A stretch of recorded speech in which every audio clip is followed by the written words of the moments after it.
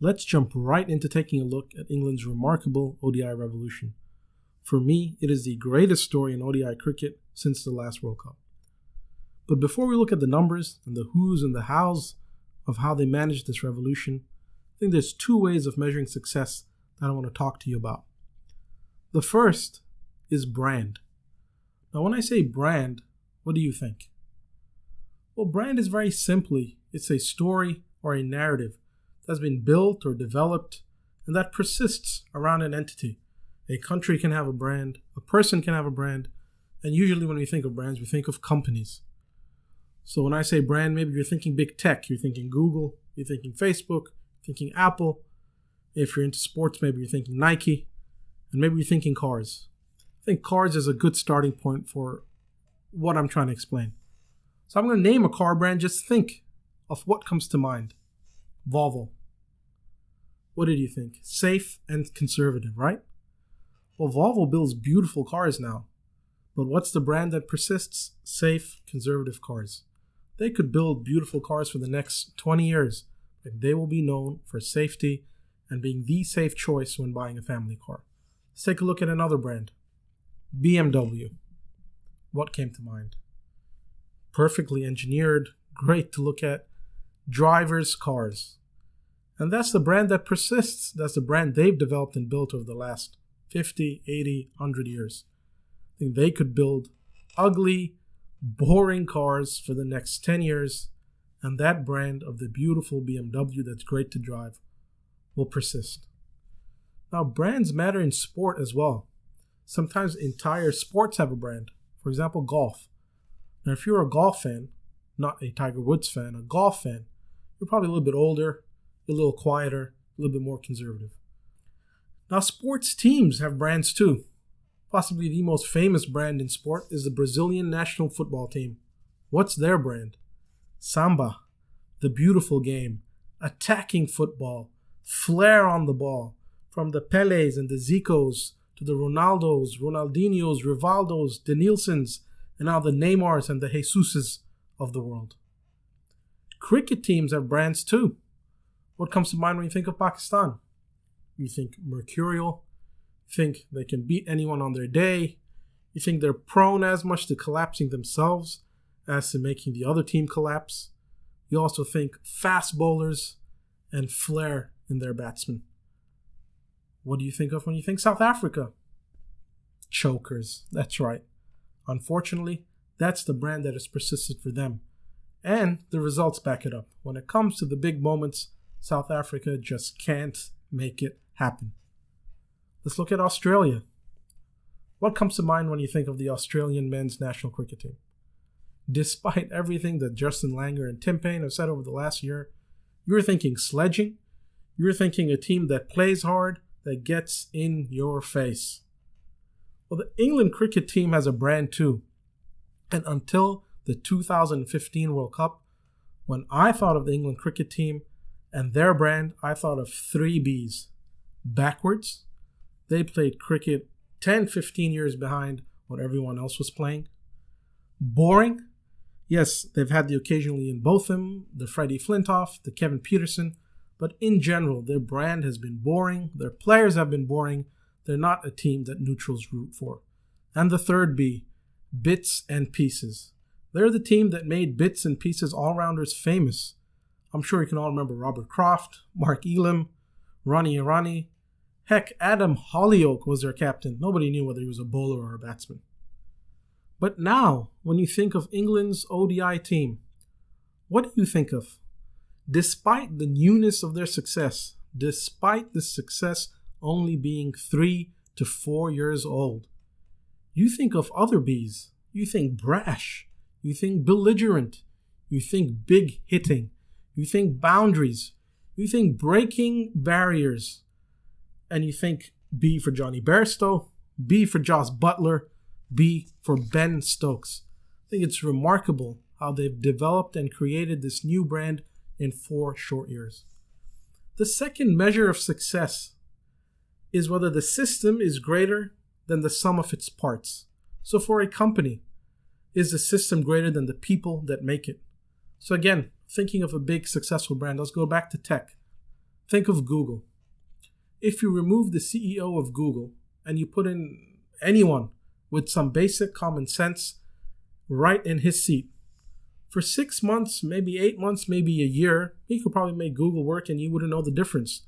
Because the system, the support is so great that anyone could make it happen for 6 to 9 to 12 months over a short period. Obviously, over a longer period, you'd miss his leadership. But the system is so great that for a short period of time, the people and the parts wouldn't matter. Now let's look at the England cricket team in that context. How have they done over the last 4 years? I think one match sticks out for me. I think it was a fourth ODI against Pakistan in the recent series just before the World Cup. England were chasing a large score on 340, 350 plus. They had a great start, fast start, but then they lost 4 quick wickets in the middle, 4 for about 14 runs. It was Ben Stokes at the crease, and they looked completely non-fussed. Remember, in that match, they didn't have Johnny Bairstow. They didn't have Owen Morgan. Alex Hales is no longer a member of the squad. But the pieces that were in there for that one match, it didn't matter who was there. The culture made its own luck. They never looked fussed. They never looked hurried. And Ben Stokes carried them to, in the end, what was an easy victory. Now let's take a look at the numbers. The numbers, to put it simply, are absolutely stunning. These are numbers that Cricinfo put out a few weeks ago. It compares 2 periods, the periods between the 2011 and 2015 World Cup and the periods between the 2015 World Cup up to today. In the period between the 2011 and 2015 World Cup, England played 97 ODI games and made 10 scores of over 300.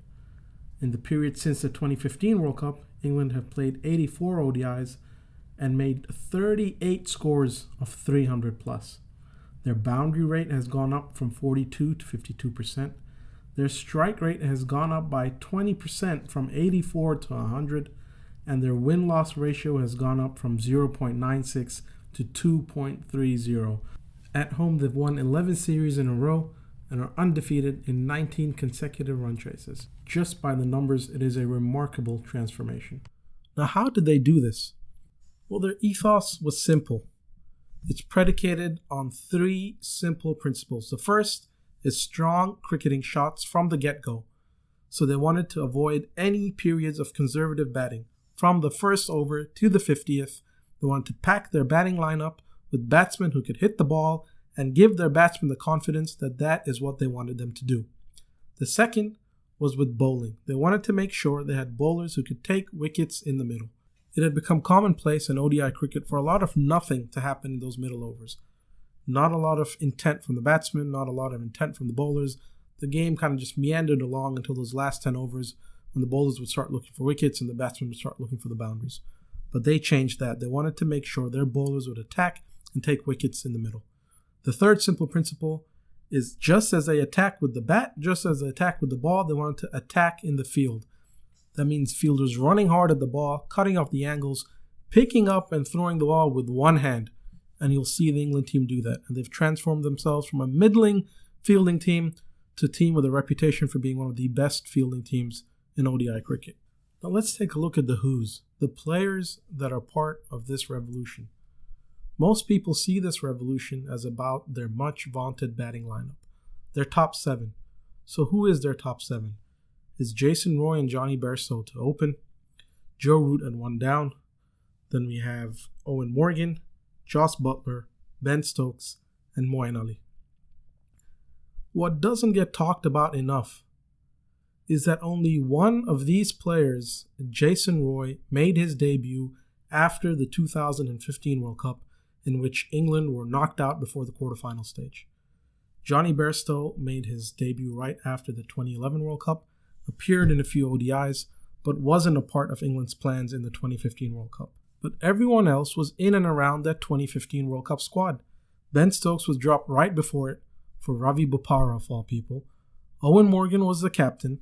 He was made the captain just a few months before when they finally decided to get rid of Alistair Cook. Alex Hales was a part of the 2015 World Cup. Jos Buttler was there. Joe Root was there. Moeen Ali was there. So again, just to drive that point home, only one of their much vaunted top 7 has made his debut after the disaster of the 2015 World Cup. Now, what does that tell me? And what should it tell everyone who's a cricket fan? What it should tell everyone is that it's not always about the people. A lot of fans blame their talent. Well, we don't have the talent to play like England. We don't have the talent to play like India. We don't have the people. Our domestic system doesn't develop players. But just look at England. 6 of the 7 players had played up to or in the 2015 World Cup. Only 1 player was added, and now the results have just completely transformed. So that tells me it's not just about the players, it's about the structure you give them, it's about the environment you give them, it's about unleashing them and playing them to their full potential. Now, I'm not saying that you can turn an Alistair Cook into a David Warner, but you can turn a boring team into World Cup favorites in 4 short years. Now, let's just take a look at some of the results.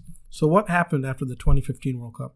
They sat down with Owen Morgan, gave him this new template, saw that they had a home World Cup coming in 4 years, and said, let's change how we go about the game. They brought back Johnny Bairstow, gave a debut to Jason Roy, and brought back Ben Stokes. And then in the first game, after getting knocked out of the 2015 World Cup before the quarterfinal stage, playing against New Zealand, the World Cup finalists, England smashed 408 runs. Yes, 408 runs. Now, all 4 years haven't been quite as smooth sailing as that, but if ever there was a revolution that started with a bang, that was it. The revolution hit a bump 2 games after that. In the 3rd ODI in that series, chasing 307 for the win, England were all out for 302 with 5 overs to spare, playing that brand of fearless, all-out cricket.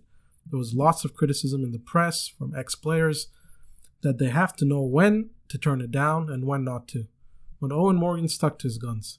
He said he'd rather play that way and lose than playing safe and conservative and losing anyways. They stuck to their guns. They chased 350 in 44 overs in the next ODI. And in the 5th ODI in a rain-shortened game, they chased 192 in 25 overs. The revolution was off to the perfect start. It hasn't always been so smooth, but as the numbers I showed you just a few minutes ago, overall it has been remarkable. Well, what does this mean for their chances at this World Cup? Well, they are the favorites and they look as prepared as any team has ever looked for any World Cup.